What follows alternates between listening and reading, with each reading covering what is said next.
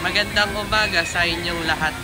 Sa bawat kanto ng kasaysayan ng Pilipinas, may mga tinig na umaalingaw, mga kilusan na humubog sa ating pagkakakilanlan. Ngayong umaga, babalik tayo sa isang mahalagang yugto sa kasaysayan ng Kabuyao. Ang pag-usbong at paghina ng kilusang sakdalista.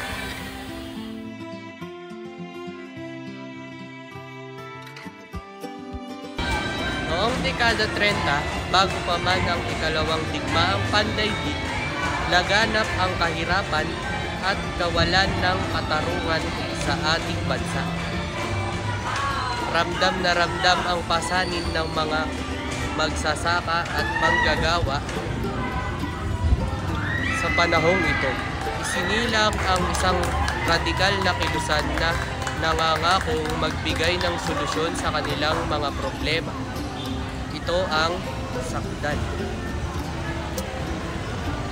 Pinangungunahan ni Benigno Ramos, isang manunulat at politiko, ang kilusang sakdal mula sa kanyang mga pahayagan at notaryo.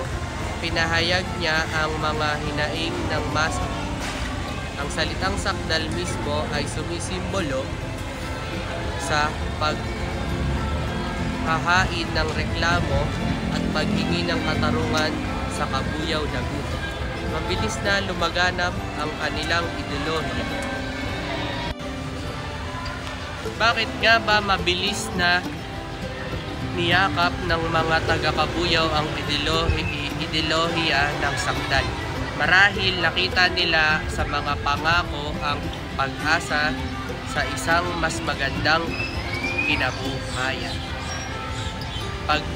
Pagbaba ng buwis, reforma sa lupa at agarang kalayaan mula sa mga Amerikano.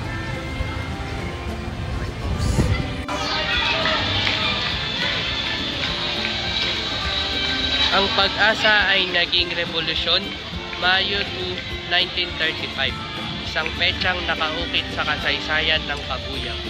Nananawagan ang sakdal sa isang malawakang pag-aalsa, isang direktang pagtututol sa pamahalaan dito sa Kabuyao. Kagaya sa iba pang bayan sa Laguna at Bulacan, sumugod ang daang-daang taga-suporta ng sakdal, armado ng anumang mabasang kasangkapan. Subalit, sa kabila ng tapang at determinasyon ng pag-aalsa, ay madugong nabigo at sinalubong sila ng mga armadong sundalo at pulis. Maraming nasawi, nasugatan at nahuli. Nagwakas ang kanilang pangarap sa isang trahedya.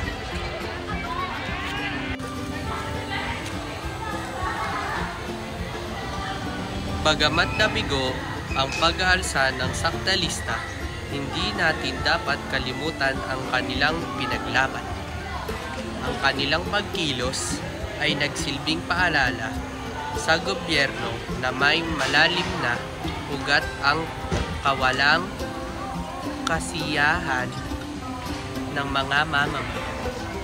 Ito ay nagtulak sa masusing pagsusuri ng mga polisiya sa lupa at sa pagkakapantay-pantay.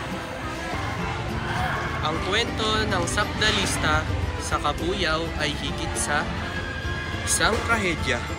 Ito ay paalala ng kapangyarihan ng pagnanais para sa pagbabago at ang kahalagahan ng pag-unawa sa mga ugat ng kaguluhan.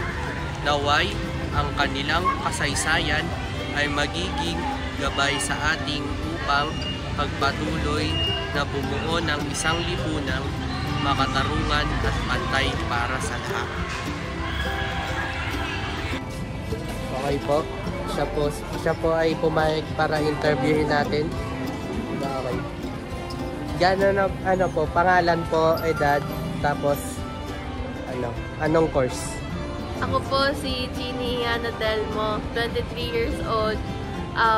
Nagtapos po ako ng kolehiyo sa Pamantasan ng Kabuyao, taking Bachelor of Secondary Education, major in Social Studies. Ay, congrats. Gano'n na po kayo katagal nakatira sa Kabuyao? 23 years po, dito po ako lumaki. Alam nyo po ba ang grupo ng mga sakdalista? Kung alam nyo po, pwede po pakipaliwanag. Opo. Ang alam ko po dahil sa mga kwento ng mga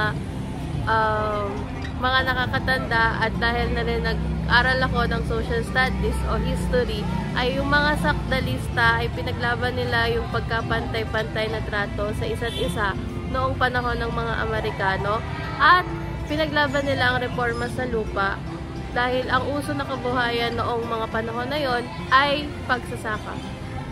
Okay, thank you po. Mula sa Kabuyao, Laguna, ako po si Miguel Banigoos, nagbibigay pugay sa mga tinig na nagsakdal para sa kinabukasan.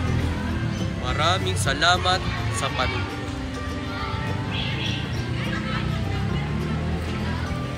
Drone shot.